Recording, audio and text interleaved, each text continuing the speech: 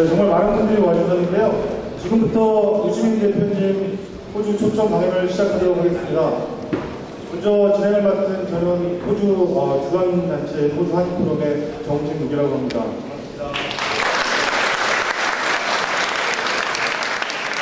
어제 시드니 강연에서는 시민은 자유롭게, 국가는 정의롭게라는 주제로 강연을 2시간 정도 하셨고요.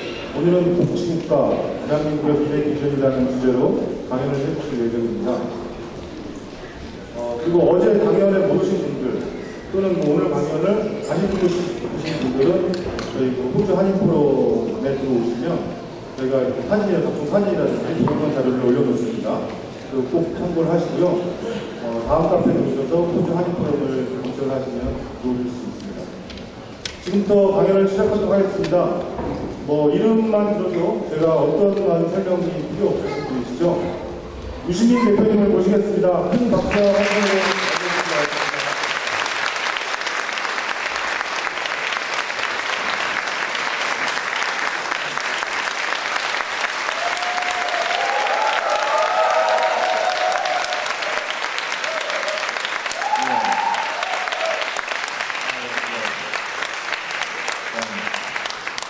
네, 반갑습니다. 이게 너무 열렬히 반겨주시니까 좀 민망하네요.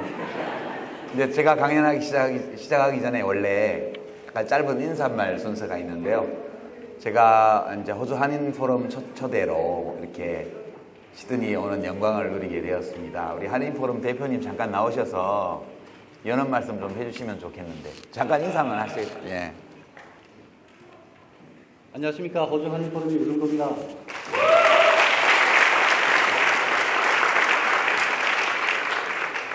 시드니 처음 이 행사를 시작할 때 그때 걱정이 앞섰습니다. 과연 우리가 이 행사를 치러낼 역량이 있을까? 그리고 한인사회 반응은 어떨까 걱정을 했습니다. 그런데 우리는 혼자가 아니었습니다. 여러 단체에서 여러 개인분들이 긍정적으로 또 여러 가지 도움을 많이 주셨습니다. 같이 만들어냈습니다. 아무쪼록 오늘 이 자리, 뜻깊은 자리가 되길 바라면서 지들이 이 준비하는 과정 중에서 예상하지 못했던 많은 후원과 지지를 많이 유시민 대표님을 좋아하시는 분들이 그렇게 많다는 것을 새롭게 알았습니다. 그래서 작은 희망과 또 힘을 내가지고 앞으로 나갈 것입니다. 아무쪼록 끝까지 함께 해주시고 부족하고 모자란 거 있더라도 유시민 대표님의 강의 내용으로 모든 것을 얻으시기 바랍니다. 여러분 감사합니다.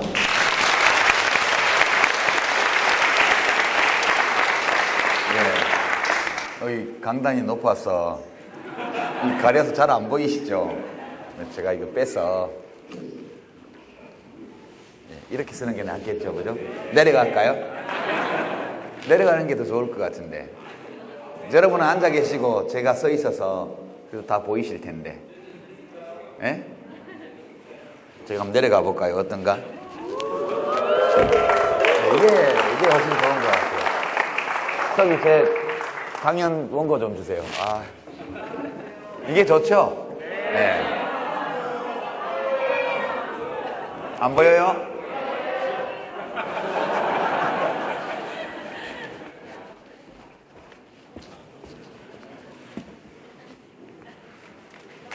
예. 조금 높으면 좋은데 이게 너무 높아서 죄송합니다. 제가 이 높은 데 서 있어가지고. 예, 하여튼 여기 앉아서 할까요? 괜찮죠? 예. 우선 아까 유승도 대표님이 인사하셨는데 호주 한인 포럼에서 저를 초대해 주시고 또 여러 단체에서 힘보태 주셔서 제가 이 호주 교민 여러분들도 만나 뵙게 되고 또 유명한 시드니 항해 오페라 하우스도 구경하는 영광을 누리고 여러모로 감사합니다. 그리고 여기 시티홀에서 강연하게 된 것도 굉장히 감사하게 생각합니다. 시당국과 관계자 여러분들께도 감사를 드립니다. 제가 어제 시드니 대학에서 교민 여러분들도 좀 오시고 주로 학생들, 청년들이 많이 모인 자리에서 강연을 하나 했습니다. 근데 오늘 강연하게 될 내용에 관한 질문들이 어제 또 나와서 잠깐 이야기는 했습니다만 우리를 여기 모이게 한 이제 동기가 뭘까 이렇게 본다면 여러 가지가 있겠지만 크게 묶어서 보면 여러분들 중에는 이미 호주에 오셔서 오래 사신 분도 계시고 또 일시 체류하시는 분도 계시고 또 아직 얼마 되지 않은 분도 계시겠지만 그래도 객지에 나가서 보면 고향 땅 까마귀만 봐도 반갑다 그런 말이 옛날에 있죠. 그래서 떠나왔긴 하지만 그래도 고국이 모든 일이 잘 되고 그렇게 될수록 밖에 나와서 살아가는 우리들에게는 더욱 좋죠. 그래서 아무리 이 고국을 떠나왔다 하더라도 떠나온 조국이 좋은 소식이 많이 들리고 또 그런 뉴스를 들을 때 굉장히 기쁘고 이럴 때 남들한테도 야, 내 조국이 저렇게 좋다 이렇게 말할 때 우리 자신도 좀 더 당당해지는 것 같아요. 그래서 또 한국의 가족들, 친지들 다 두고 계시기 때문에 이렇게 대한민국이 잘 되기를 바라는 마음 이런 것들이 여기 모신 모든 분들의 공통적인 소망이 아닐까 그렇게 생각합니다. 위에 앉으라고요? 예. 그래서 이제 그런 마음들에다가 또 제가 오기 전에 이제 오늘 행사 겸해서 고 노무현 대통령님 이제 3주기 추모 행사를 또 간단하게 같이 한다고 해서 여러 가지 뜻을 얹어서 함께 왔습니다. 우리가 돌아가신 대통령을 추모하는 마음도 무슨 가슴 속에 원한을 새기거나 이렇게 하자는 뜻이 아니고 혹시 쌓인 것이 있으면 녹여나가고 그리고 또 분한 마음이 있으면 그런 마음을 또 더 좋은 쪽으로 이렇게 결과가 나올 수 있도록 끌어나가기 위해서 추모제도 한다 이렇게 생각합니다. 그래서 오늘 추모제 행사를 이어서 하기 때문에 약간은 노무현 대통령님에 대한 회고 이런 것도 조금 섞어서 오늘 주제를 말씀드려도 괜찮겠죠? 네. 그러면 의자가 들어왔으니까 여기서 하겠습니다. 원래 제가 준비한 주제는 대한민국의 미래는 복지국가다. 그런 이제 주제로 오늘 준비를 했습니다. 어떤 출판사에서 저보고 노무현 후보 책을 낸다고 인터뷰를 해달라 그래서 제가 인터뷰어로 선거 캠프를 방문했던 적이 있습니다. 그 인터뷰가 지금도 노무현 상식 혹은 희망이라는 책 속에 들어있는데요. 제가 그때 노 대통령한테 이렇게 여쭤봤죠. 노무현 후보한테. 대통령이 된다는 것은 너무너무 무서운 일이고 또 일이 쉽지도 않고 굉장히 힘든 일이고 어떤 자연인으로서 누리는 행복, 평범한 일상의 즐거움 이런 것들이 전부 없어질 텐데 왜 대통령이 되려고 하십니까? 이렇게 여쭤봤어요. 한참 생각하시더니 그냥 운명인 것 같아요. 운명인 것 같아요. 그렇게 대답을 하셨어요. 같이 웃고 말았는데 이 대통령님 이제 돌아가신 뒤에 나온 제가 정리한 자서전 제목이 그래서 운명이다 그렇게 됐습니다. 그게 마지막 남기신 글에도 운명이다라는 게 나오죠. 그 표현이. 예, 그때를 이렇게 돌아보면서 운명이다라고 이렇게 얘기를 했지만 그 노무현 대통령이 도대체 어떤 대한민국을 만들려고 했을까?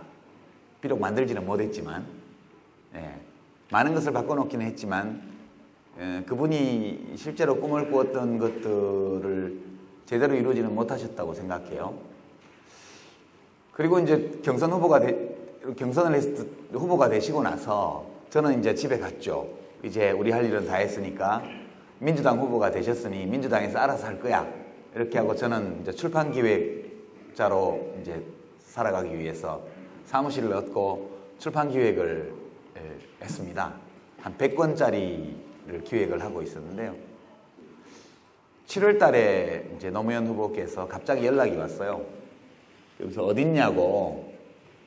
그래서 마포 쪽에 있다고 그랬더니 지금 간다고 그러셔요. 그래서 제가 오시지 말라고 제가 계신 곳으로 찾아뵙겠다 이렇게 말씀드렸더니 벌써 출발했다. 다리 건너고 있다. 마포대교. 그래서 제가 이제 제 사무실이 6층짜리 건물에 6층인데 엘리베이터가 없었어요. 더운 7월 달에 밑에 내려가서 모시고 올라오는데 저는 반바지 차림에 티셔츠만 입고 있고 6층까지 걸어 올라오셔서 이제 그 더운 날 제가 커피 한 잔을 냉커피를 타드리고 왜 오셨냐고 이렇게 여쭤봤어요. 한참 생각하시더니 이러시는 겁니다. 유시민 씨, 노무현 시대는 안 올 것 같아요. 그러시더라고요. 그래서 제가 이제 한참 가만히 있다가 안 오면 어떻습니까? 이렇게 대답을 했어요. 그러니까 이제 노무현 후보가 당시에 그때가 막 후단협 만들어지고 막 후보 바꾸자 그러고 난리가 났을 때입니다. 탈당하고 막 이럴 때. 제가 안 오면 어떻습니까? 그랬더니 좀 안 와도 뭐 괜찮지요. 그러시더라고요. 둘이 앉아가지고 선문답하듯이. 그래서 제가 후보님 노무현 시대는 옵니다. 어떤 의미에서 오냐 하면 지금 후보님이 만들고자 하는 사회, 원칙과 상식이 통하는 사회, 반칙과 특권이 없는 나라, 이거 됩니다. 반드시 노무현 시대는 옵니다. 근데 그 시대가 왔을 때 후보님은 거기 안 계실 수도 있죠. 제가 그렇게 말씀드렸어요. 이 새로운 시대적 변화의 흐름에 첫 번째 물결을 타고 후보님이 지금 집권당의 대통령 후보가 되신 겁니다. 일이 뭐 잘못되어서 대통령이 안 될 수도 있죠. 그러나 지금 마음속에 두고 있는 그런 일들이 이루어지는 시대는 반드시 올 겁니다. 근데 물론 그때 잘못되면 후보님이나 저나 거기 없을 수도 있겠죠. 그렇게 제가 말씀드렸던 기억이 나요. 매우 냉정하게 이렇게 말씀을 드렸는데 나중에는 돌아가시고 나서 그때 그렇게 말씀드린 게 매우 후회가 되더라고요. 그때 우리가 나누었던 많은 이야기들 중에 복지국가라는 게 있었습니다. 그 당시에.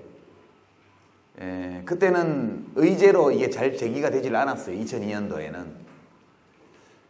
그때 후보가 되시던 마지막 경선이 서울이었는데 확정되기 전에 경기도 경선을 하셨을 때 경기도에 뭐 어디 체육관에서 연설을 하시는데 그때 연설 내용 중에 시장은 수단이고 복지는 목표다 이렇게 말씀을 하셨습니다. 그 말 때문에 또 보수 언론한테 좌파 사회주의 이런 비난을 듣기도 하고 그랬습니다. 시장은 수단이고 복지가 목표다. 그때 이제 그 문장을 저희가 만들어 드렸었는데 그 만든 사람은 이제 청와대 비서관 하다가 나가서 FTA 때문에 노 대통령을 많이 비판했던 정태인 씨하고 제가 경선 후보 시절에 정책 분야에 쭉 이제 뒷받침을 해드리고 TV 토론 준비를 하실 때 저희가 1분 답변, 1분 30초 답변 이런 것들을 각 정책 주제별로 저희가 만들어 드리면 이제 그 당시 후보님이 그걸 숙지하시고 나서 당신의 언어로 바꿔서 이렇게 하시곤 했어요. 그때 저희가 이제 썼던 카피가 목표는 복지고 시장은 수단이다. 이 IMF 이후에 워낙 시장주의, 모든 일을 시장에 맡겨라 이런 주장들이 난무했고 실제로 김대중 대통령이 이걸 원치 않으셨지만 민영화, 뭐 또 구조조정 도입 이런 거 많이 했잖아요. IMF에서 그거 안 하면 부도난 국가에 대해서 지원 안 해주겠다 그래서 울며 겨자 먹기로 기업도 외국에다 팔고 금융기관도 팔고 민영화도 하고 이렇게 막 했었습니다. 국가가 돈이 그때 없었기 때문에 민자유치 사업도 많이 했고요. 그 당시 상황은 마치 국가가 뭘 열심히 하면 안 되고 뭐든지 시장에 맡기면 잘 되고 국가는 되도록 손 떼라 이런 분위기가 지배적일 때 그때 이제 시장은 수단이고 목표는 복지다 이렇게 연설을 하셨을 때 그때 노무현 대통령 마음속에 있던 내용들이 오늘의 복지국가론입니다. 제가 오늘 이제 준비한 강연 내용은 대개 한 4토막 정도로 구성이 되어 있는데요. 대개 제가 노무현 대통령과 2001년보다 훨씬 이전에 제가 독일 유학 시절에 방학 때 잠깐씩 귀국하면 이제 연락이 와서 같이 만나서 이런저런 이제 경제정책에 대한 이야기를 나누고 이랬을 때부터 쭉 고민했던 문제들입니다. 첫 번째는 왜 도대체 지금 시점에서 한국에서 복지국가로 가자 말자 이런 논쟁이 왜 지금 벌어지는가? 도대체 이게 뭐냐? 이런 주제고요. 두 번째는 복지국가를 만들자는 주장은 소위 진보 정치 세력만이 하는 주장이냐? 그렇지 않으면 진보 보수를 불문하고 모두가 받아들일 수 있는 그런 주장이냐? 이걸 좀 말씀드리고요. 세 번째는 저희 진보정당 쪽에서 보통 보편적 복지 이런 주장을 많이 하죠. 선별적 복지는 나쁘고 예컨대 가난한 아이들만 밥값을 내주는 것은 나쁜 것이고 모든 아이들을 무상급식하는 것은 좋은 것이다. 이런 류의 주장을 진보당들이 많이 했습니다. 그럼 과연 복지제도 중에 선별적 복지라는 것은 나쁜 것이고 보편적 복지는 좋은 것이냐? 이게 맞냐? 만일 이것이 진실이 아니라면 우리는 이 두 가지의 상이한 복지 정책을 어떻게 조합해야 될 것인가? 그런 주제가 되겠고요. 마지막으로는 제 자신의 여러 가지 생각을 좀 담아서 이제 복지국가를 오늘날 21세기에 대한민국을 복지국가로 만들어 나간다고 할 때 그 이념은 무엇이어야 할까? 그런 좀 저희 다분히 주관적인 그런 생각들을 좀 담았습니다. 우선요, 왜 대한민국에서 지금 복지국가론이 나오느냐? 이제 새누리당 지금 사실상 당대표죠. 대통령 후보가 된 것이나 마찬가지고 박근혜 비상대책위원장이 작년도에 박정희 대통령 그 추도식인가에서 뭐 동상제막식인가 할 때 이렇게 얘기를 했습니다. 우리 아버지의 꿈은 민주복지국가였다. 못다 이룬 아버지의 꿈을 내가 이루겠다. 이렇게 얘기를 했습니다. 저는 칭찬할 만한 발언이라고 봐요. 실제 박정희 대통령의 목표가 민주복지국가였는지는 전 잘 모르겠습니다.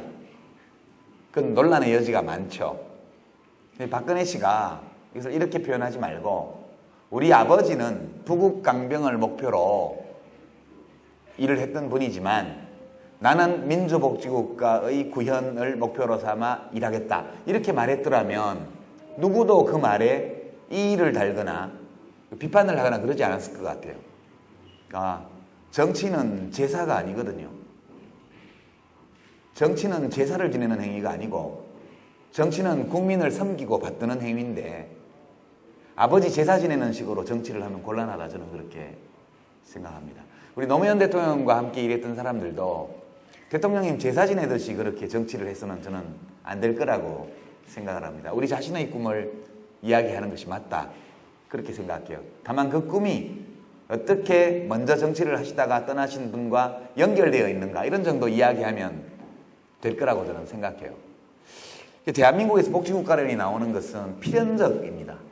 이게 그 대한민국만의 문제가 아니고 모든 문명국가는 일정한 발전 수준에 이르게 되면 반드시 복지국가론이 나오게 되어 있습니다. 우리 이 인류의 역사가 되게 아주 길게 잡는 유전학자들은 400만 년을 잡죠. 현생 인류의 진화의 시간을 약 400만 년 정도로 길게 보는 사람들도 있고 한 4, 50만 년 정도 짧게 보는 학자들도 있습니다. 근데 이제 지구상에 이 인류라는 현생 인류라는 호모사피엔스로 불리우는 이 종의 생활 양식에서 국가라는 것이 출현한 것은 대개 한 10,000년 전 정도로 추정됩니다. 여러 가지 기록을 볼 때. 한 1만 년 전 또는 5,000년 정도 전에 이 국가라는 것이 만들어졌다. 우리 당군 할아버지가 한반도에 틀을 잡으신 게 5,000년 전이라고 우리가 얘기를 되게 들었습니다. 그럼 맞겠죠. 되게 한 5,000년 전에 한반도 위에도 국가라는 것이 생겨났다. 국가가 처음 생겨나서 생물이 처음에 아주 하나의 세포 분자가 만들어져서 이 인간이라는 굉장히 복잡한 지성을 가진 복잡한 존재로 발전한 것처럼 국가도 처음에 아주 단순한 형태로 출발했지만 이것이 시간의 흐름 속에서 문명의 발전 속에서 국가 그 자체도 계속 변화합니다. 국가가 하는 일이 달라지고요. 그리고 시간과 공간에 따라서 똑같이 국가라고 말을 하지만 기능이 전혀 다른 국가들도 많이 있습니다. 대개 유럽이나 호주도 생긴 지 얼마 안 되는 국가죠. 여기 한 200년 되나요? 국가가 원래 없었는지 있었는지 모르겠지만 영국에서 사람들이 들어와가지고 저거 마음대로 국가 같은 걸 만들어 놓고 원래 살던 사람들을 다 해코지해서 죽이고 이렇게 쫓아내고 이렇게 하고 땅 빼들고 그리고 자기들이 발견했다고 큰 소리를 쳤는데요. 여하튼 인류 문명사에서 국가의 탄생을 되게 10,000년 내지 5,000년 전으로 봅니다. 처음의 국가는 아주 단순했죠. 사람들이 똑같은 권리를 가지고 태어났고 그리고 능력이 서로 비슷해요. 그러니까 국가가 없으면 어떻게 될까 이렇게 보면 서로 맨날 싸우겠죠. 뭐.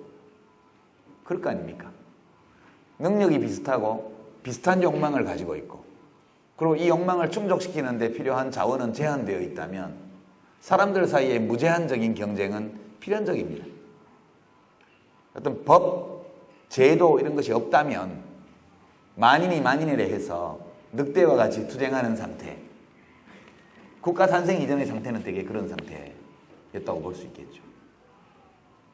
국가가 탄생함으로써 질서라는 것이 생겨나고 사람들 모두가 복종하지 않으면 안 되는 엄청난 힘을 가진 권력이 탄생함으로써 합법과 불법의 경계가 생기고 옳은 것과 그렇지 않은 것의 구분이 생기고 이렇게 됩니다. 정의와 불의의 구별이 가능해지고 그래서 국가가 처음에 한 일은 아주 단순하게 그 국가에 소속되어 있는 사람들의 공동체 바깥에서 누군가가 이 공동체의 구성원들을 공격해 올 때 그것으로부터 사람들을 지켜주는 일이 국가의 제일 중요한 임무였고요.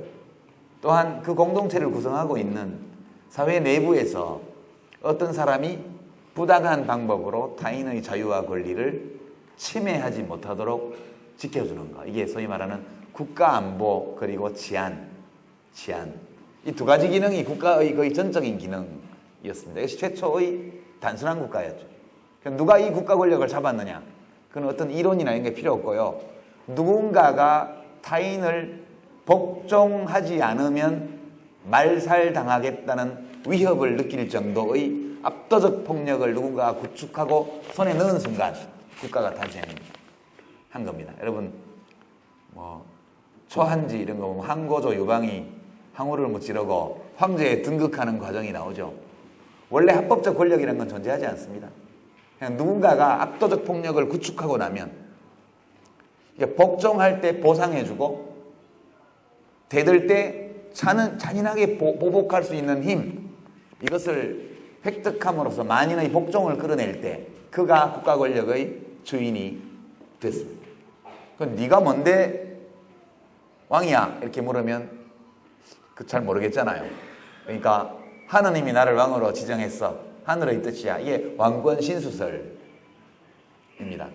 이 사람이 죽고 나면 그러면 하느님은 누구를 지명할 건데 답이 없으니까 아들한테 상속해. 이렇게 해서 장자 상속제가 만들어집니다. 이거 최초의 국가, 단순하고 원시적인 국가였습니다.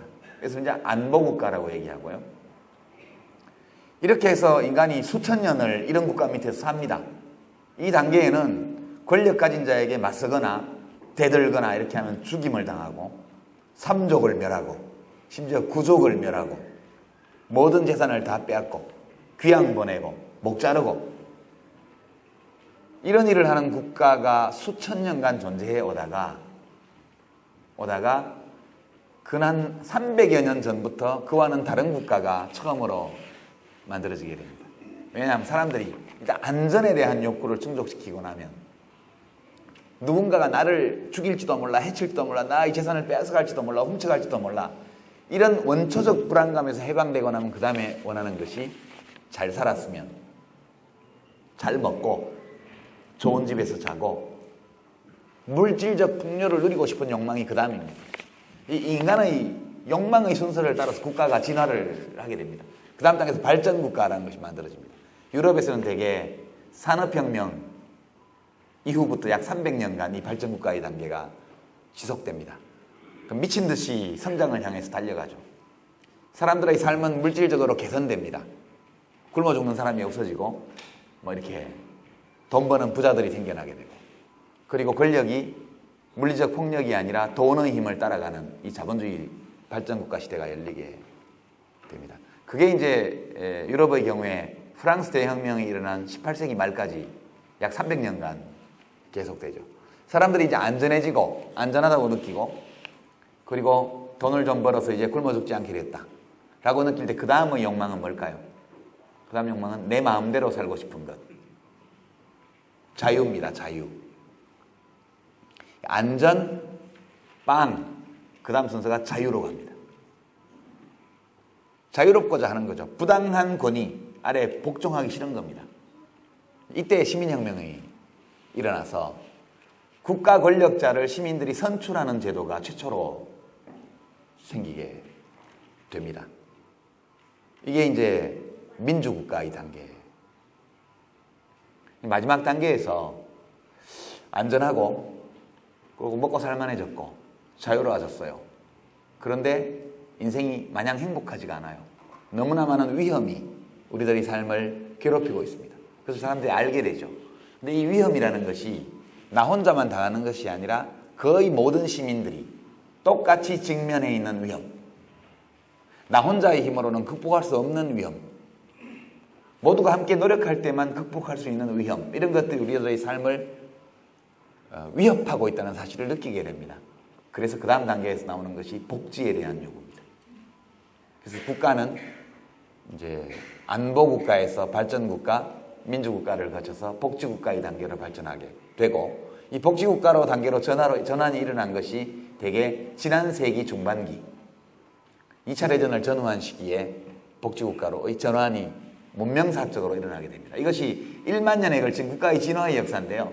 우리 대한민국은 1948년도에 생겼으니까 아직 65년밖에 안 됐죠. 근데 65년 동안 이 모든 단계를 다 거쳤습니다. 우리는 유럽이 300년에 걸쳐서 이룬 경제적 발전을 30년 동안에 했던 민족이거든요. 정치적인 어떤 국가의 진화 역시도 약 한 400~500년에 걸쳐서 이루어졌던 것을 약 60년에 걸쳐서 거의 다 이뤘습니다, 우리가. 그러니까 뭐 북한은 논외로 하고요. 이승만 정권을 보면 처음에 압도적 폭력을 구축한 것은 미군정이었죠. 그냥 밖에서 들어왔습니다. 미군정에 대드는 자들은 다 죽임을 당했고 거기 협조하는 자는 권력을 얻었어요. 이승만 대통령이 미군정과 협조해서 권력자가 되었고 최초의 권력을 수립했습니다. 그때는 멸공통일, 북진통일 이런 것이 국가 목표였고, 그리고 뭐 반공 이런 것이고 국민들의 기본권 이런 건 전혀 중요하지 않았습니다. 국민을 잘 살게 해야 된다 이런 생각도 없었고요. 오로지 38선 이북의 북한 괴뢰 집단과 투쟁해서 이기는 것만이 국가 목표이던 시절입니다. 그리고 이제 그 다음 단계에 박정희 대통령이 들어와서 60년대 중반부터 발전국가의 길을 걷기 시작합니다. 그렇죠? 그러고 나서 18년 동안을 박정희 씨가 하고 전두환 씨가 그 뒤를 이어서 계속 정치적 자유를 억압하면서 경제적 발전만을 도모하는 자본주의 발전국가의 길을 걷습니다. 약 25년간 발전국가 단계가 지속되었는데요. 이게 이제 유럽의 한 10분의 1 정도의 기간입니다. 좀 살만해졌죠. 70년대 중반 후반이 되니까 좀 살만해지니까 이제 자유가 그리워졌습니다. 그전에는 참고 견뎠는데 버리고개 면해주고 한다고 이제는 용납 못하겠다. 죽을 때까지 대통령을 자기가 해먹을 수 있게 하는 헌법이 어딨냐. 이렇게 해서 부마 항쟁이 일어나고 그리고 11.6 사건이 일어나고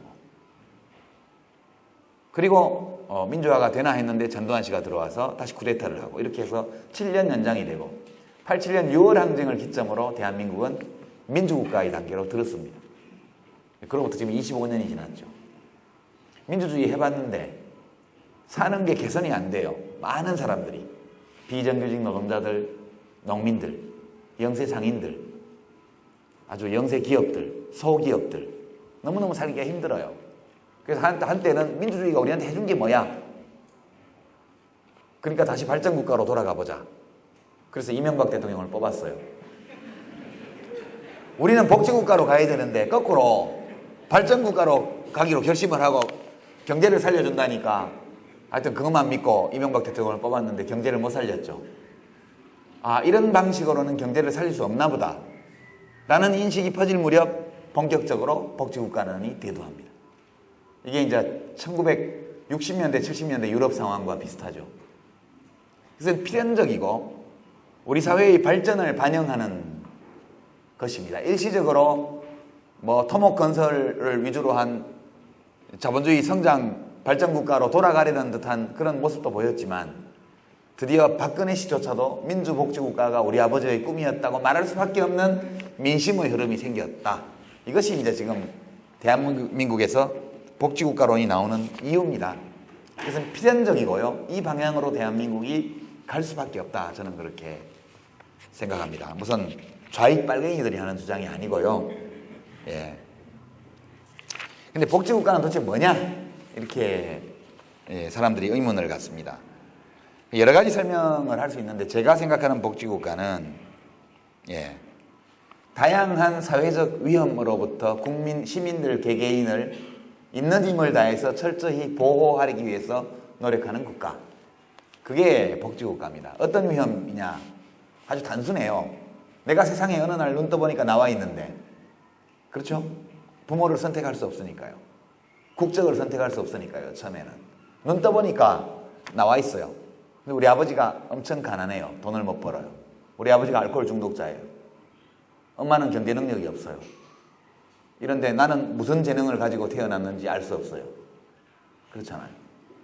재능을 가지고 태어났으나 그 재능을 발견하거나 꽃피우지 못할 위험, 이것만큼 한 사람의 인생을 위협하는 일이 있을까요? 이것은 나에게만 일어날 수 있는 것이 아니라 누구에게도 일어날 수 있는 일입니다. 그래서 이 대한민국에 태어나는 모든 아이들에게 자기 자신에게 어떤 재능이 있는지를 찾고 그 재능을 발전시킬 기회를 주자. 제도적으로 해결해야죠. 그래서 이것이 보육에 대한 국가 책임을 강화하자, 이런 주장으로 연결됩니다. 이게 세상에 사람이 태어나서 첫 번째 당하는 위험이에요. 두 번째는 살다가 전염병에 걸려서 죽을 수가 있어요. 콜레라, 옛날에는 패스트 이런 거요. 이거 막아주려고 예방접종을 국가가 다 하죠. 그렇습니다. 내가 아무리 위생을 청결히 해도 내 친구가 위생을 불량하게 해서 전염병을 옮겨오면 나도 걸리잖아요. 그러니까 전염병이라는 위험도, 보건상의 위험도 국가가 함께 대처해야 되고요. 그 다음에 이제 나중에 직장을 못 잡을 위험, 실업자가 될 위험만큼 큰 게 없죠. 고용보험으로 해결하고요. 내가 장애를 입게 되면, 그러면 경쟁해서 도저히 할 수가 없잖아요. 그러니까 누가 장애인이 될지 모르니까 장애인들도 사회활동을 할 수 있도록 제도를 갖추는 것. 그게 이 장애의 위험에서 사람들을 보호하는 일입니다. 나는 재능이 있는데, 발견했는데 대학을 가야 되는데 등록금이 1,000만 원. 우리 아버지가 돈이 없으면 빚을 내야 돼요. 그러면 대학 졸업을 하기도 전에 벌써 신용불량자가 되고 굉장히 위험한 거예요. 그래서 대학 등록금과 아이들을, 우리 청년들의 주거 문제나 이런 데에서도 함께 해결하자. 이 재능은 있으나 재정적으로 가난해서 고등교육을 못 받을 위험, 여기에서 시민들을 보호하자, 그런 거죠. 실업자가 되면 영구히 가난으로 빠질 위험이 있기 때문에 실업자가 된 사람은 일자리를 주선해주고 직업 재활 훈련을 받을 수 있도록 해주는 거. 이런 게 전부 위험에 대처하는 방법이에요. 심지어는 최종적으로 우리가 늙어서 나이가 들어서 더 이상 일할 수 없게 될 때, 예로부터 장수는 축복이다, 그렇게 이야기를 들었는데요. 아무 장수나 다 축복인 건 아니죠. 잘못하면 장수는 재앙이 됩니다. 소득도 없고 재산도 없고 의지할 자식도 없이 건강하게 오래 사는 거, 이거 재앙이죠. 이거 막아야 돼요. 그래서 노후연금이 필요한 겁니다. 그리고 다른 데는 아픈 데 없는데 나이 먹다 보니까 노인성 질환이 와가지고 일상생활을 내가 독립적으로 못하게 됐다. 자식들이요, 난리가 나요. 며느리가 6명 있어도, 아들이 6명 있어도 서로 안 모시려고 그러죠. 한두 달은 모시지만 김병에 효자 없다고. 나중에 6남매 중에 누구 하나 모시고 살면 나머지 남매들은 그 앞에 가서 다 엎드려야죠. 거의 왕비님 대우를 해야 됩니다. 그래도 형제간의 우애가 깨지고요, 가족이 해체됩니다. 그래서 이런 위험도 대비를 해야 되기 때문에 장기요양보험을 지난 정부 때 도입을 했습니다. 이처럼 시민들의 삶은 날 때부터 죽을 때까지 아주 다양한 사회적 위험에 노출되어 있습니다. 우리 시민들을 위협하는 것이 단순히 외부의 침략이나 또는 공동체 내부의 다른 사람에 의한 불법행위, 이런 것들만이 우리의 안전을 위협하는 것이 아니고 서로 간에 의존해서 살아가는 이 복잡한 분업사회 속에서 아주 많은 사회적 위험이 나를 위협해요. 이 위협에 대해서 시민들 개개인이 스스로를 지킬 수 있도록 국가가 제도를 만들고 관찰하고 돌봐주고 그리고 일시적으로 넘어졌을 때 일어설 수 있도록 부축해주는 이런 역할들을 국가가 해야 된다. 이게 복지국가라는 개념입니다. 단순히 돈 없고 가난한 사람한테 국가가 세금을 걷어서 돈 나눠주는 게 복지국가가 아니고요. 모든 시민들을 다양한 사회적 위험으로부터 국가가 보호하기 위해서 최대한 노력할 때 그때 이제 복지국가가 만들어진다. 그렇게 말씀을 드립니다. 앞에가 너무 길어졌는데요. 그러면 이런 국가를 만들 수 있는 것은 누구인가? 그때 뭐 저희 정치하는 사람들은 저희 진보당만이 이걸 할 수 있습니다 이렇게 말하지만 사실이 아니죠. 예. 솔직히 마음만 먹으면 누구나 할 수 있습니다. 원래 보수 정치 세력이 국가를 굉장히 중시합니다. 그리고 이 사람들은 국가의 목적을 국민을 보호하는 것, 국민의 생명과 재산과 안전을 보호하는 것이라고 규정합니다. 근데 이분들은 통상적으로 외부의 침략이나 내부의 범죄에서 시민들을 보호하는 것만 생각했는데요. 이 마음을 좀만 넓혀서 그래, 국가의 임무는 시민을 보호하는 거야. 근데 이 시민들을 위협하는 것이 단순히 외부 침략이나 내부의 범죄만이 아니라 전염병, 대물림되는 빈곤, 재능은 있는 아이들에게 돈이 없어서 교육을 못 받게 되는 거, 노인성 질환에 걸려서 일상생활을 못하게 되는 거, 한번 실업자가 되면 영구히 실업자로 떨어지는 거, 이런 위험들이 모두 우리를 위협하고 있어. 그러니까 진짜 우리가 국가를 중요하게 생각하는 사람이라면 이 일을 국가가 해야 돼 이렇게 마음먹으면 보수 정치인이나 보수 정당도 이걸 할 수 있습니다. 실제 사례도 있고요. 제일 유명한 사례는 여러분 비스마르크 총리 다 아시죠? 독일 제2제국의 총리입니다. 뭐 독일의 역사를 길게 말씀 안 드리겠지만 옛날에 신성 로마 제국이라고 이상한 제1제국이 있었고요. 프리드리히 빌헬름이라는 베를린을 중심으로 한 프로이센 제국의 왕이 24개의 이 영방 국가들을 규합해서 프랑스와 전쟁을 치고 이긴 다음에 이 독일 제2제국을 만듭니다. 이때 총리가 비스마르크 총리예요. 이 사람은 지독한 보수주의자의 국가주의자입니다. 철혈제상이라고 일컬어지죠. 전쟁을 잘 쳤고 전쟁을 치면 반드시 이겼고 그리고 부국강병 정책을 성공적으로 했고 그리고 대드는 자들에 대해서는 가차없는 탄압을 했던 아주 강력한 그런 재상 총리입니다. 제2제국의 총리. 빌헬름 황제가 통일을 하고 독일을 최초로 통일을 했지만 실제 통일을 한 인물은 비스마르크로 알려져 있죠.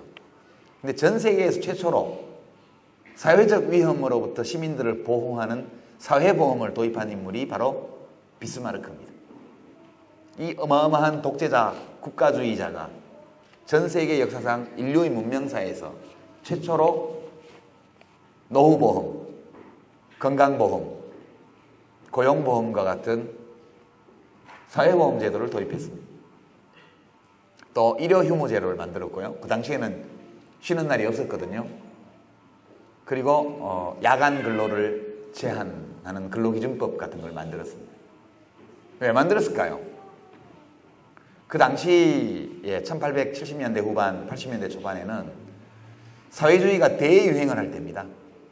국가를 폐지하라, 자본가를 타도하자, 뭐 자본주의가 있는 한 노동대중의 궁핍과 비참함은 필연적이다. 자본주의 국가를 타도해야 해방이 된다. 이 사상이 유럽을 휩쓸고 있을 때 비스마르크 총리가 이런 사회복지제도의 도입을 결정합니다. 이제 많은 장관들이 반대를 했겠죠. 미쳤습니까? 그런 거 왜 합니까? 빨갱이들 주장인데. 그때 비스마르크가 어떤 장관한테 물어봤다고 그래요.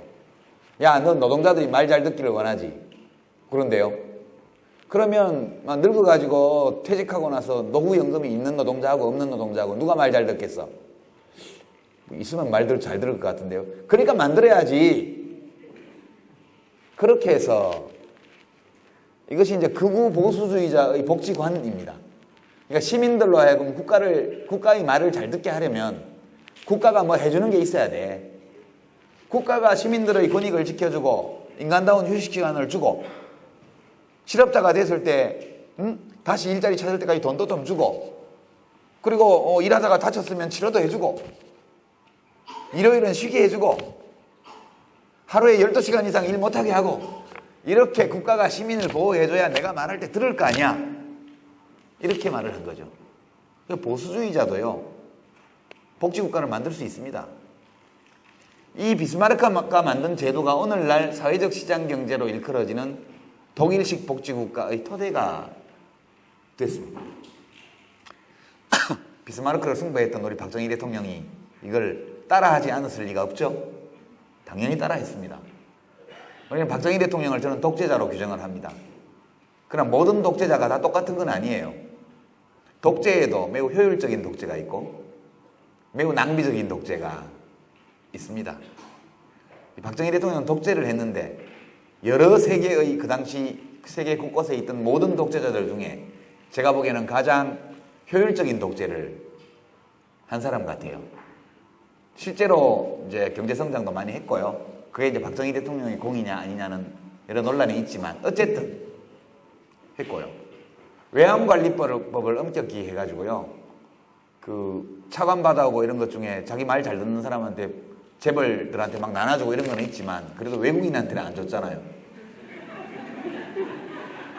그리고 그 돈 가지고 밖으로 빼돌리면 아주 외환관리법으로 아주 정말 애들 말로 아작을 냈거든요. 그래서 그 전통 때문에 노태우 전두환 씨가 그 비자금을 국내 금융기관에 숨겨놨다가 잡혔잖아요. 그러니까 박정희식 독재에는 민족주의적 전통이 있습니다. 좀 이상한 말이지만 하여튼 돈을 밖으로 빼돌린 놈은 죽여. 안에서 협잡하고 부정부패 해먹는 건 괜찮아요. 이것이 박정희식의 아주 기묘한 민족주의 이런 것이 있다고 저는 생각해요. 박정희 대통령이요 못한 일만 많은 게 아니에요. 실제로 복지정책, 사회정책, 환경정책과 관련해서 어떤 의도로 했는지 모르겠지만 좋은 일 한 것들도 있어요. 한쪽에는 막 오염방지시설도 없는 막 염색공장 세워서 온 강을 다 더럽혔지만 다른 한편에는 지도상에 줄 쭉쭉 꺼서 그린벨트를 만들었고요. 아니 사실이잖아요. 독재자가 아니었으면 그린벨트 같은 거 못 만들어요. 그리고 고교평준화를 했잖아요. 고교평준화도 독재자 아니면 못해요. 왜냐하면 명문대학 출신들이 사회의 중요한 지위를 다 차지하고 있는데 경희고등학교, 서울고등학교, 경북고등학교 이런 경북고, 경남고, 부산고 다 있는데 광주일고 그걸 누가 없애겠어요? 독재자니까 명령 한마디로 고교평준화를 한 겁니다.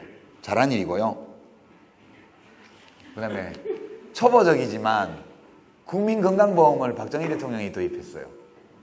1977년도에요. 뭐 500인 이상 사업장과 공무원, 공공분야 이렇게 우선 좀 말이 되는데 이런 데부터 시작한 거지만 그로부터 30년이 걸려서 20년이 걸려서 1997년도에 국민건강보험이 전국민보험으로 완성됩니다. 제가 장관으로 있을 때 30주년 행사를 했거든요. 2007년도에. 그 당시 그걸 만들기 위해서 신현화기라고 하는 소위 TK 출신 관료사회의 왕초로 일컬어지던 사람을 보사부 장관으로 보냈잖아요. 경제관료를. 국민건강보험 만들으라고. 그러니까 이런 일들이 있었습니다. 뭐 박정희 대통령의 꿈이 민주복지국가였다. 이것은 믿지 않습니다. 그러나 박정희 대통령이 그 시절에 국민건강보험, 대한민국의 국민건강보험 뭐 아주 훌륭하지는 않지만 썩 훌륭한 이 제도의 기초를 놓았다. 부정할 수 없다고 저는 생각해요. 국민연금 오늘날 한때 엄청 비난받고 오해받았던 국민연금 최근에 들어서 각광받고 있는 국민연금 이것은 전두환 대통령 시절에 기획되어서 노태우 정부 때 도입된 거거든요. 마음만 먹으면요 보수당, 보수정치인도 복지정책을 할 수 있어요. 예, 저는 그렇게. 이 토대 위에서 김영삼 대통령이 고용보험을 확대했고요. 그 당시 노동부 장관이 이인재 씨입니다. 요즘 자유선진당의 대표인물이고 많이 영락했습니다. 많이 예전에 비하면 짜부라들긴 했지만 이분도 그렇게 가스통 들고 왔다 갔다 하는 것만 한 분은 아니에요. 아주 빨갱이 소리를 들어가면서 고용보험을 확대했던 사람, 소규모 사업장까지 확대했습니다. 김대중 대통령 때 들어와서 국민기초생활보장제도라는 아주 훌륭한 제도를 도입합니다. 그리고 의료보험, 국민건강보험을 완성하죠. 네. 그래서 대한민국에서는 이제 국어를 할 필요가 없게 됐습니다. 거지가 없어도 돼요. 이 제도가 만들어짐으로써. 법으로 소득이 없는 사람은 누구나 국가에다가 요구할 수 있도록 법을 만들었거든요. 이 국민기초생활보장제도라는 게. 그래서 대한민국 거리에서 거지가 없어졌습니다. 이 문제를 전두환 대통령은 형제복지원에 집어넣어서 해결했는데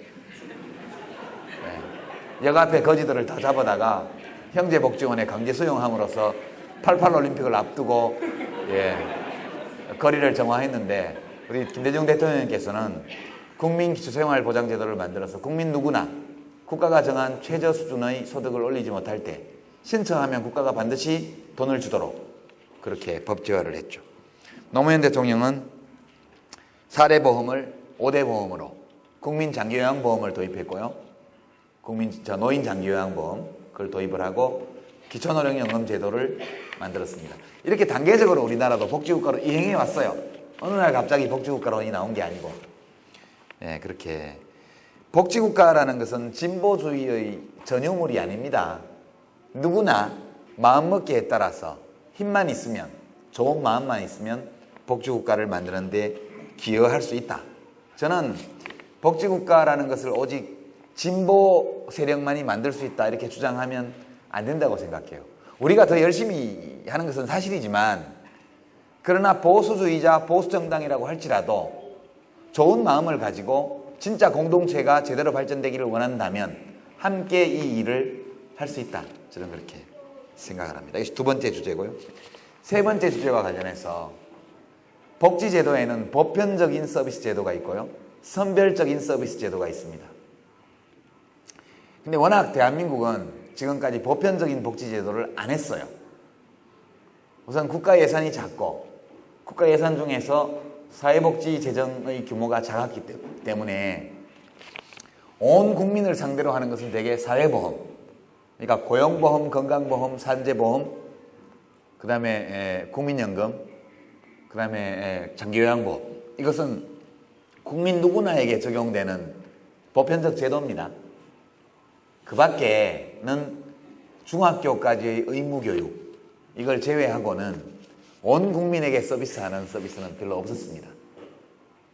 그러니까 이제 모든 복지제도가 빈곤층만을 대상으로 한 거였죠. 장애인, 빈곤 노인, 시설아동, 빈곤층, 실업자.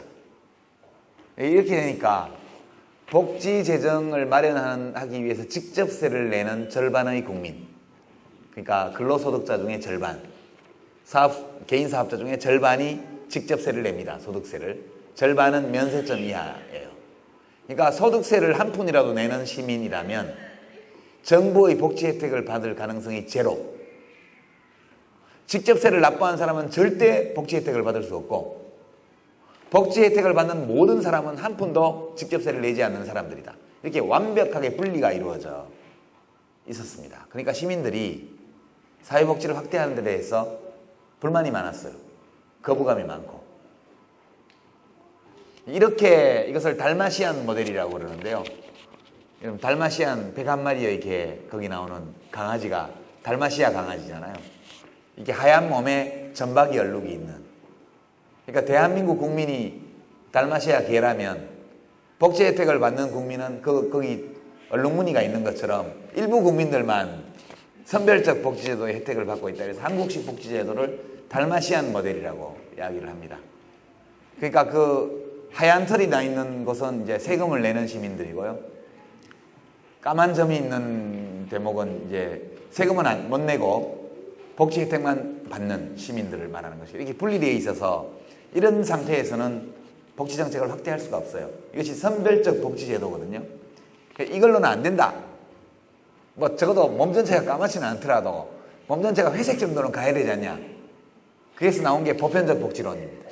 우리 심상정 의원님이나 뭐 이런 분들이 그 대표적으로 주장을 했던 분들이죠. 근데 그렇다고 해서 선별적 복지는 나쁜 것이고 보편적 서비스는 좋은 것이냐? 그렇지 않습니다. 선별적 복지도 필요하고요.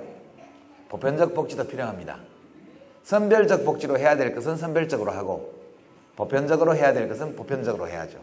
학교 급식 예를 들면 이것은 보편적으로 해야 돼요. 되도록.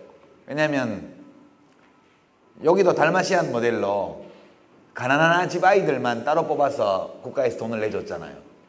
그러니까 이것이 구별이 되고 이렇게 되는데 크게 많은 예산이 드는 사업도 아니니까 모두 다에게 해주면 그러면 넉넉한 집 아이들은 부모들이 세금을 많이 냈으니까 부모들이 낸 세금 중에 돌려받는 개념으로 밥을 먹고 그 다음에 세금을 납부할 수 없을 정도로 가난한 집 아이들은 그냥 또 친구 아빠들이 세금 많이 내줘서 그 덕으로 밥 먹고 이병철, 이건희 회장님 아들 같은 손주들은 할아버지가 세금 많이 냈으니까 밥 먹고 이렇게 하면 공평한 거예요.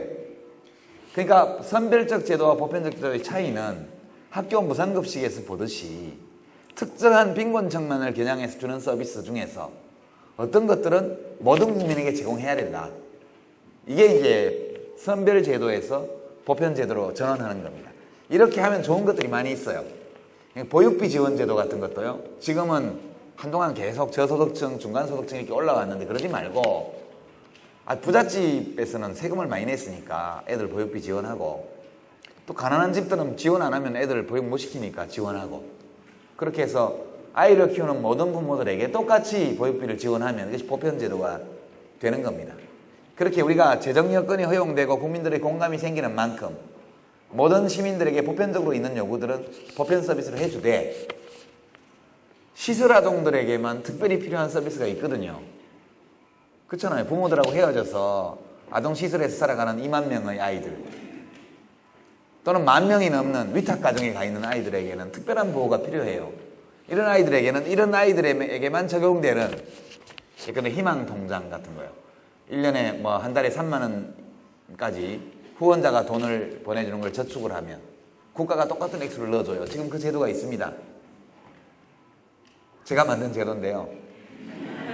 그러니까 1살 때 시설에 들어와서 18살 될 때까지 이것을 꾸준히 하면 한 4, 5천만 원 정도의 정착금을 쥐고 시설을 나갈 수가 있습니다.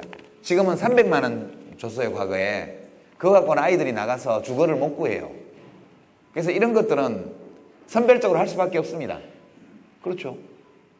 그래서 이처럼 장애인들에 대한 활동보조 서비스 이런 거요. 이것은 중증장애인들을 대상으로 할 수밖에 없어요. 손가락 하나 없다고 해서 장애인 등록했다고 해서 보조인을 둘 이유는 없잖아요. 모든 장애인에게 줄 필요가 없어요. 혼자서는 밖에 나가기 어려운 중증장애인들에게만 전체 비용의 10% 정도만 내면 활동보조인을 쓸 수 있도록 그렇게 시급 뭐 7,000원, 8,000원이면 본인이 700원, 800원만 내면 될 수 있도록 지금 되어 있습니다. 예. 그게 이제 활동보조인 제도인데요. 그런 것도 이제 할 수 있죠. 그런 것은 선별적 제도로 가는 겁니다. 이처럼 시민들이 생활하면서 부딪히는 여러 가지 문제 중에서 자기 혼자의 힘만으로는 극복하기 어려운 그런 것들을 극복할 수 있도록 하기 위해서 보편적으로 할 수 있는 것들은 최대한 보편적으로 하고 그리고 사안의 성격상 특별한 보호를 필요로 하는 분들을 위해서만 제공돼야 될 서비스는 정확히 타겟 그룹을 설정을 해서 그분들을 상대로 한 정책을 해야 돼요. 그래서 저는 이제 보편적 제도는 좋고 선별적 제도는 나쁘다 이 구분에는 동의하지 않습니다. 가능하면 모든 시민이 요구가 있는 것은 보편적으로 가되 그러나 아직 재정 여건이 성숙하지 않았거나 정책의 성격상 특정한 시민들의 집단을 대상으로 하는 정책은 그렇게 발전해 나가야 된다. 그렇게 저는 말씀을 드리고 싶어요. 그래서 뭐 다른 자세한 내용은 좀 그냥 참고해 주시고요. 나중에 다 파일을 올려놓도록 그렇게 하겠습니다. 마지막 소주제로 가서 저는 복지국가로 우리 대한민국이 가야 한다 이렇게 생각하고 이것은 단순히 저의 주관적 소망이 아니고 인류 문명사의 보편적인 흐름이다 그렇게 생각하고 문명사의 흐름을 올라타는 국가라야 번성할 수 있다 이런 의미에서 국가의 번성과 발전을 위해서도 복지국가로 가는 것이 매우 중요하다 이렇게 생각합니다. 근데 요람에서 무덤까지 국가가 모든 것을 책임진다. 이건 옳냐? 저는 그것도 옳지 않다고 생각해요. 우리 삶은 사실 위험으로 가득 차 있긴 한데요. 사람들이 모두 다 위험에 똑같이 노출되는 게 아니에요. 위험을 잘 피하는 사람이 있고 잘 대비하는 사람이 있는 반면 전혀 그렇지 못한 사람도 있거든요. 가만히 내버려둬도 민간 의료보험에 가입하고 민간 노후보험에 가입, 생명보험에 가입하고 이래가지고 노후 대책을 잘 세우는 사람이 있는가 하면 그렇지 않은 사람도 있어요. 사람마다 차이가 있거든요. 그래서 우리는 사회가 건전하게 발전하려면 개인의 책임 있는 행동을 부추겨야 됩니다. 개인이 자기 책임을 국가에 맡겨버리고 나는 모르겠다가 하는 게 아니고 모든 개인이 스스로 자기 삶에 대한 책임감을 느끼면서 자기 스스로 모든 위험에 대비하는 노력을 주체적으로 하도록 하는 동시에 국가는 국가의 책임을 다하는 이런 사회가 저는 좋은 사회라고 봐요. 여러분 이제 이게 우스개 같습니다만 자동차 보험에 보면 사고 나면 왜 얼마는 자기가 내도록 하고 있죠. 그 뭐라 그러죠 그거를 자부담이라고 하는데 이제 영어로 전문 용어도 있더라고요. 그게 디덕트블이라고 하는데요.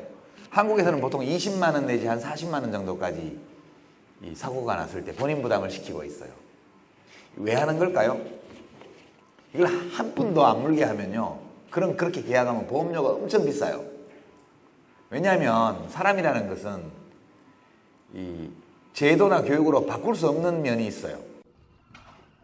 인간이 가지고 있는 본성이나 이런 것 중에 어떤 것은 도무지 못 바꾸는 게 있어요. 이 수만 년, 수십만 년, 수억 년의 진화적 시간 속에서만 바뀌는 게 있고요. 그 다음에 제도의 변화에 따라서 몇 년 안에 바뀔 수 있는 게 있고요. 금방 바뀌는 게 있어요. 그래서 금방 바뀔 수 있는 것은 제도를 바꾸면 금방 바뀌어요. 근데 제도를 바꿔도 잘 안 바뀌는 게 있어요. 이것은 계몽, 교육, 경험 이런 것이 필요해요. 영 시간이라도 안 바뀌는 거. 이거를 바꾸려고 애를 쓰면 안 돼요. 그거 하다가 망하는 게 사회주의가 아닌 거잖아요. 남들보다 자기가 앞서가고자 하는 욕망 이런 거는요. 못 바꿔요. 저는 그렇게 생각해요. 아무리 그걸 감출 수는 있겠지만 그걸 없애지는 못해요. 경쟁심이라는 건 타고난 거예요. 경쟁심을 좋은 방향으로 유도해야지. 경쟁심을 가지는 것을 아예 없애려고 하면 안 돼요. 욕망이 다 있잖아요. 욕망을 거스르려고 하면 실패합니다.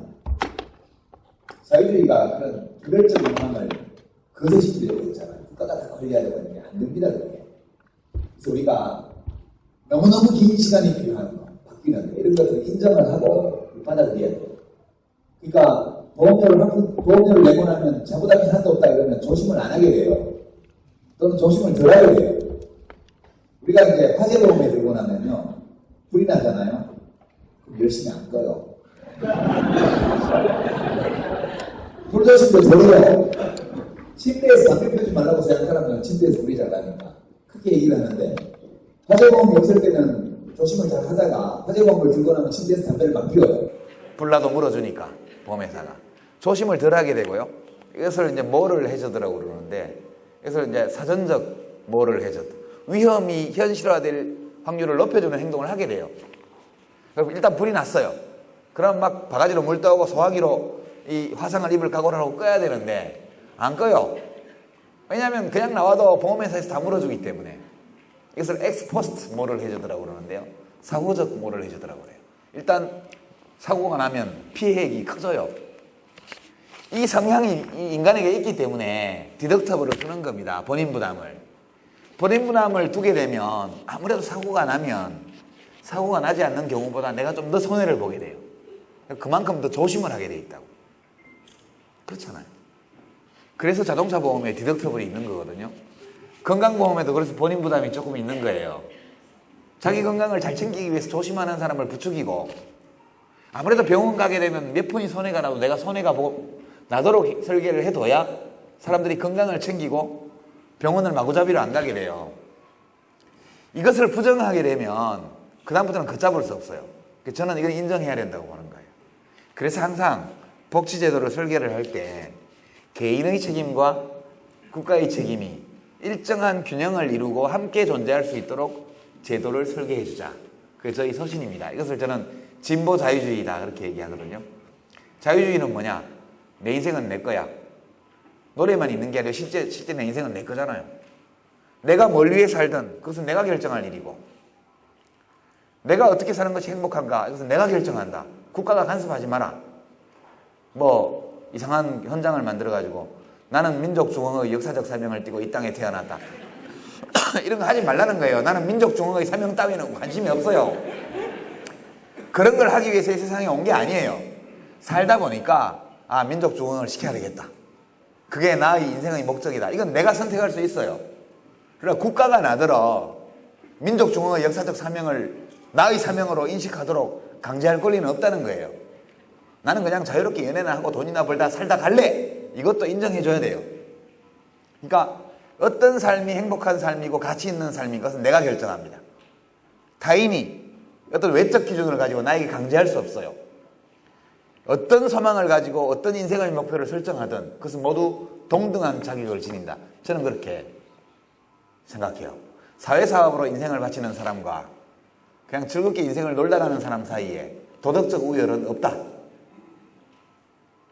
어떤 삶이 더 훌륭하다고 각자가 생각할 수는 있겠지만, 그래서 훌륭한 삶을 산 사람을 칭찬하는 것은 좋은데 그냥 나는 즐기다 살래 이렇게 한 사람을 벌 주는 것은 저는 옳지 않다고 봐요. 그런 점에서 저는 자유주의적이에요. 내가 어떤 목표를 설정하고 어떤 인생을 사는 것은 내가 결정한다. 그 삶을 사는 방법도 내가 결정한다. 내가 부당하게 남에게 피해를 주지 않는 한, 내가 내 마음대로 인생을 사는데 남들도 간섭하지 마라. 국가도 간섭하지 마라. 이것이 저희 생각입니다. 그런데 그것만으로는 삶이 충분치 않아요. 시민들 각자가 자기의 삶을 스스로 설계하고 스스로 결정하고 스스로 살아나가도록 허용하되, 그들이 자기의 삶을 잘 살아나갈 수 있도록 국가가 맡아야 될 책임은 확실히 맡는다. 국가가. 그러니까 나는 내 인생을 똑바로 살 테니 내가 원하는 대로, 국가는 국가의 할 일을 똑바로 해. 이게 저의 신조거든요. 저는 이것을 진보 자유주의 이렇게 이름을 붙입니다. 잘못됐냐?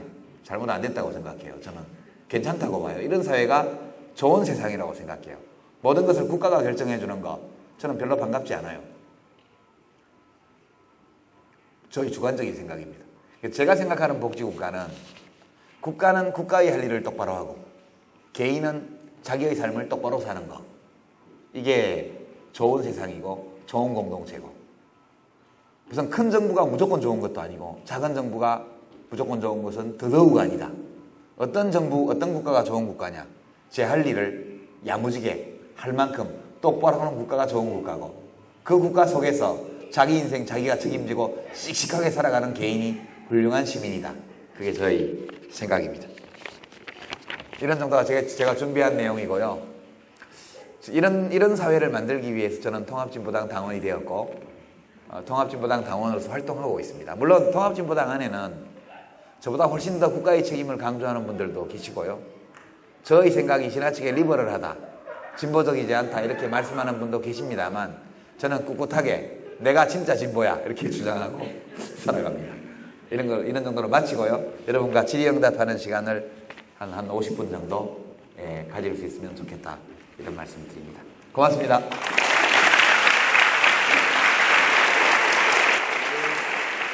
네.